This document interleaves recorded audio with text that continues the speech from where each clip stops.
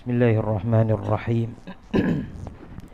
Assalamualaikum warahmatullahi wabarakatuh. Alhamdulillahi rabbil alamin. Wa afdalus salah wa atammut taslim ala habibina Muhammadin al-amin wa ala alihi wa ashabihi ajma'in. Subhanaka la ilma lana illa ma 'allamtana innaka antal alimul hakim. Wala hawla wala quwwata illa billahil aliyyil azim. Allahumma taqabbal minna salatana wa siyamana wa qiyamana wa khushu'ana wa tadarru'ana wa tammim taqsirana ya arhamar rahimin. Barik lana fi hadha asy-syahril mubarak wa a'inna fihi 'ala as-siyami wal qiyam wa ghaddil basari wa hifdzil lisan. Alhamdulillah, tuan-tuan dan puan-puan yang dirahmati Allah. Moga Allah terima amalan-amalan kita dan terus memberi kekuatan untuk melazimi ibadah, mengambil segala kebaikan yang ada dalam bulan yang mulia ini. Alhamdulillah, pelbagai kebaikan yang Allah sediakan untuk kita pada bulan yang hebat ini yang tidak ada pada bulan-bulan yang lain. Walaupun ada pada segi puasa, solat malam, namun ia tidaklah setanding apa yang sedang kita berada di dalamnya. Di antaranya kebaikan yang banyak terdapat pada berbuka puasa. Tazkirah kita malam ni bertajuk keberkatan ketika atau pada berbuka puasa. Tuan-tuan dan puan dirahmati Allah. Pertama kali jom kita faham dulu apa makna berkat. Berkat ni tuan-tuan dan puan dirahmati Allah adalah perkara yang sikit sangat di kalangan manusia hari ini mempercayainya dan mencarinya. Ia wujud tanpa kelihatan. Para ulama memberi definisi berkat itu ialah as-sabat waz-ziyadah, kekal dan bertambah. Di antara mereka menyebut az-ziyadatul ilahiyah fi syai'in, tambahan yang dikurniakan oleh Allah pada sesuatu. Lalu mereka membahagikan keberkatan itu berlaku dalam dua keadaan. Satu dipanggil hissiyah, berkat yang boleh dilihat, seperti bertambah kesihatan, bertambah harta, bertambah anak-anak, tambah bini. Saya tak tahu ada berkat ke tak yang tu, tuan-tuan balik fikir sendirilah. Yang ni yang boleh nampak. Belum kahwin kita macam mana, ada motor kapcai sebiji je, tu pun sasak rosak.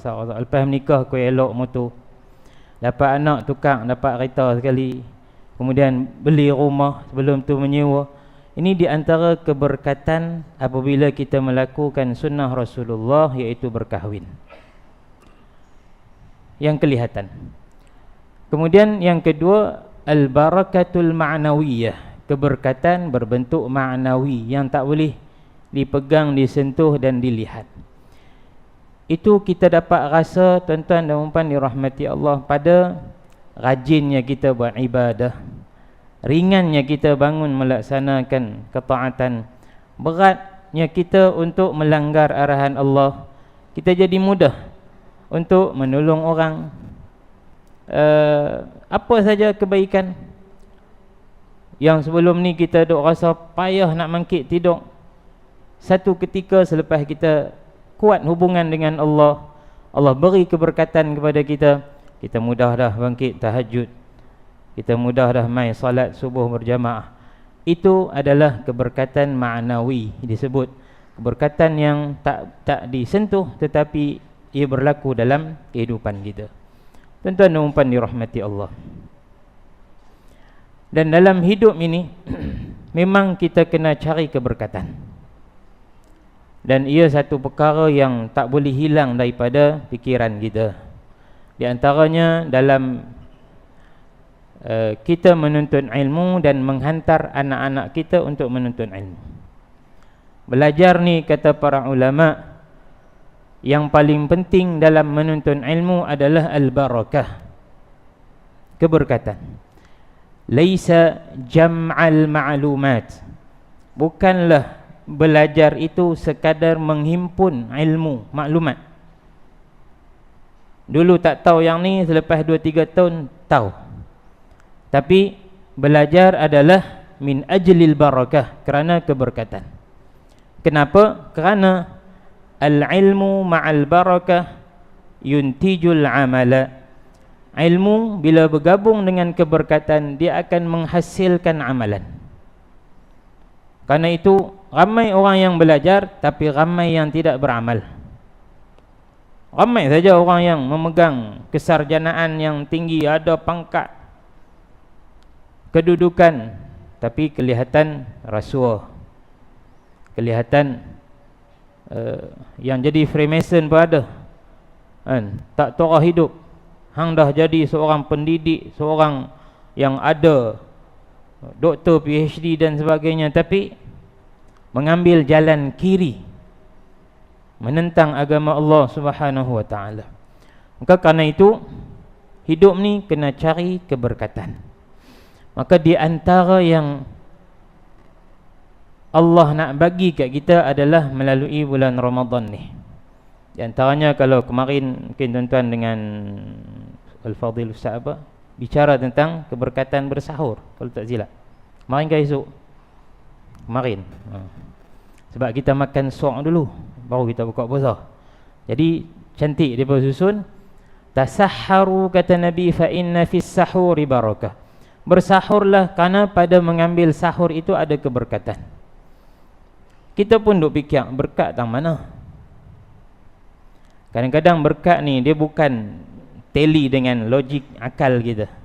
Kita tak boleh fikir. Kadang-kadang berkat itu tak nampak segera. Lepas makan sok, kenyang sampai pukul 5. Ledak pun aku lapar juga. Berkat bukan ikut suka kita. Dia adalah anugerah ilahiyah, ata ilahi, pemberian Allah Subhanahu wa ta'ala. Adalah tang mana-mana kebaikan yang bila kita ikut, kita patuh, kita dapat. Dan di antaranya juga adalah ketika kita berbuka puasa. Tuan-tuan dan puan dirahmati Allah, satu hadis Nabi SAW, riwayat Al-Imam Al-Bukhari, Al-Imam Muslim dan imam-imam hadis yang lain. Kata Nabi SAW, la tazalu ummati bi khairin ma ajjalul fitra. Umatku sentiasa berada dalam kebaikan selama mana mereka menyegerakan berbuka puasa. Dia tak jadi isu. Kita zaman lah ni memang ke-6 tunggu dah nak buka puasa. Tu. Dia tak jadi isu awak nampak buka puasa lambat, tak ada. Semua sangat patuh kepada arahan segera berbuka. Hadis ni sebab dia adalah pada zaman awal difardukan puasa pada bulan Ramadan. Para sahabat melihat di antara kelebihan berpuasa itu ialah siapa yang paling lama tahan lapang. Maka lagi lama dia tahan lapang, puasa dia lagi hebat. Maka di antara mereka ada yang kata, aku takat pukul 7.30 tu tak ada apa, pukul 10 aku buka puasa. Ada yang pukul 12, ada yang nak saumul wisal, dia nak sambung sampai esok baru buka puasa. Sebab apa? Gagah, tahan. Sampai berita itu kepada Nabi SAW. Kata Nabi, tidak, umat aku sentiasa dalam kebaikan, yakni keberkatan, selama mereka segera berbuka puasa. Yakni Allah bukan nak tengok siapa paling tahan lama berlapar dan dahaga, tapi Allah nak tengok siapa yang patuh. Daripada min tulu'i syams ila ghurubiha, daripada terbit matahari tahan makan sampai tenggelam buka.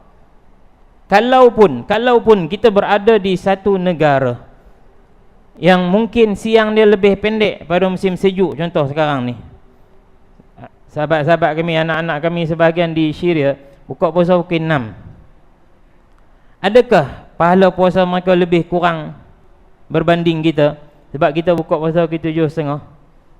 kerana mereka sejuk, kita panas, lalu puasa kita lagi pahala banyak. Tak, kerana mereka patuh pada arahan daripada terbit sampai tenggelam. Nah, ada apa di situ? Ada keberkatan yang sangat banyak. Supaya Islam tak dilihat kucar kacir. Kau ni buka usaha ke-8, ayah kata ayah ni jenis lepas tarawih baru ayah makan. Mak kata tak apa, mak esok sekali dengan sok jangan kelewang. Maka agama ini adalah agama yang menyatukan. Semua pakat duduk pada satu hidangan. Mula sama, kemudian berhenti pun sama. Tuan-tuan umpan dirahmati Allah, pada berbuka puasa yang alhamdulillah hari ini adalah hari yang kedua, moga Allah terus beri kekuatan untuk kita patuh dan taat. Ia adalah saat permohonan kita sangat didengari oleh Allah dan diterima. Hak ni kita kena yakin, tuan-tuan dan puan. Kita tahu, tapi kadang-kadang kita tak yakin. Tu lemahnya kita. Kekurangan kita adalah pada al-yaqin. Sebab itu kata Nabi, anugerah yang paling besar selepas as-salamah al-yaqin. As-salamah ni al-afiyah was-salamah. Allah jaga, Allah bagi kesihatan. Nombor 2 adalah al-yaqin. Payah dapat. Tahu tapi longgak. Ada hajat banyak tapi tak sungguh-sungguh. Tak mau minta sungguh-sungguh, duk cari kat orang juga. Duk ligan kawan tu suruh sign lah borang kami, sign lah. Minta ke Allah dulu Ustaz. Minta ke Allah dulu. Manusia dia jadi sombong bila orang minta kat dia, tuan-tuan, sungguh. Bila sign dia laku, oi. Kan dia belek ni, orang suruh tulis huruf besar, hangpa tulis huruf kecil, pi buat lain. Tu dia. Sebab apa? Hang laku. Kemas. Lepas 3 tahun kain buruk dia, kalau dia tak ada jawatan tu dah. Tapi Allah dah, Allah lagi kita minta, lagi dia duk buka, lagi dia duk mai cari kita. Maka kata Nabi SAW, thalathu da'awatin la turad. Ada 3 doa yang tak ditolak. Al-imamul adil, doa pemimpin yang adil. Sebab itu dalam berpolitik, bukan kita nak cari beras murah, bukan nak cari apa lagi, subsidi ke tak subsidi, tak. Nak cari siapa nak pimpin kita dengan adil. Yang tu. Lepas tu nak dapat apa tak apa, tapi kena adil dulu. Adil tu bermula dia dengan Allah. Dia letak agama Allah tang mana. Bila dia letak agama Allah elok, maka dia akan letak rakyatnya juga di tempat yang elok. Baik. Jadi al-imamul adil, seorang pemimpin yang baik, sama ada dia adalah suami, dia adalah pengetua sekolah, dia adalah bos syarikat, dia adalah menteri, dia adalah perdana menteri, dia raja, sultan, agung. Selama mereka adalah pemimpin yang adil, doa mereka sangat diterima oleh Allah. Yang kedua, da'watul mazlum, doa orang yang dizalimi. Itu jangan menzalimi, dibimbangi. Apabila terlintas dalam hati dia, kan, orang yang zalim ni, bukan nanti dia angkat tangan, ya Allah, ya tak. Terlintas dalam hati dia, celaka dia ni satu hari. Tu kita takut didengari. Kalau dia benar-benar dizalimi dan tidak diselesaikan kezaliman dengan dia, kita takut doa dia suatu hari turun menimpa kita. Elok daripada berlaku zalim. Dan secara adabnya, kalau kita dizalimi, maafkanlah.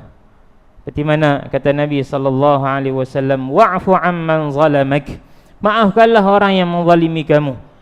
Kata Allah juga, wa'fu anhum wasfah, wahai Nabi, maafkan mereka, lapangkanlah dada terhadap kesalahan-kesalahan mereka.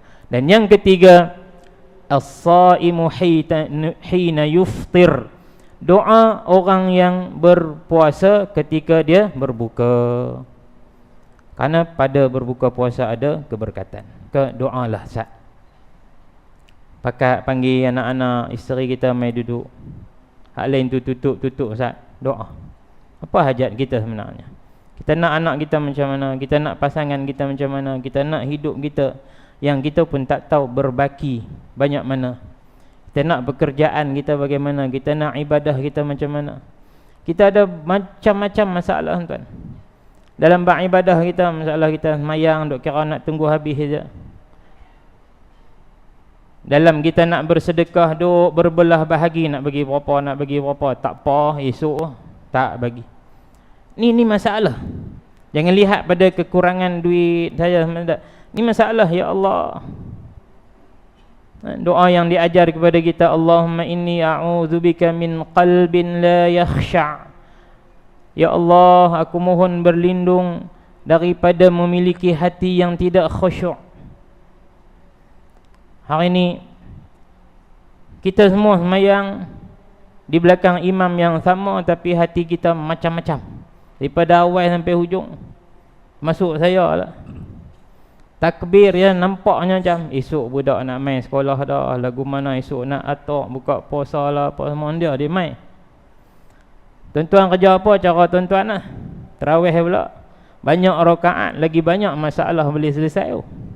Itu kita. Maka doalah, ya Allah, salat kami ni sampai bila tak khusyuk, ya Allah. Berilah ketenangan. Berilah ketenangan. InsyaAllah, tuan-tuan dan puan dirahmati Allah. Moga-moga 29 atau 30 hari kita puasa pada tahun ini, setiap hari mendatangkan keberkatan, ay az-ziyadatu fil khair, bertambah kebaikan. Kira-kira selepas pada Ramadan ni kita dah dilatih, ditrain dengan baik, berdisiplin. Maka kita akan terus berdisiplin dengan waktu sahur, dengan waktu berbuka, dengan waktu solat, dengan apa yang dituntut daripada kita.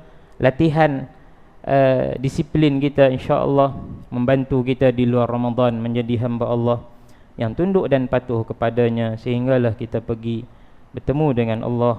Lalu moga-moga ya Allah, Engkau seperti mana Engkau himpun kami pada malam ni di dalam rumah-Mu sedang melakukan ibadah kepadamu, himpunkanlah kami juga di dalam syurga-Mu nanti insya-Allah.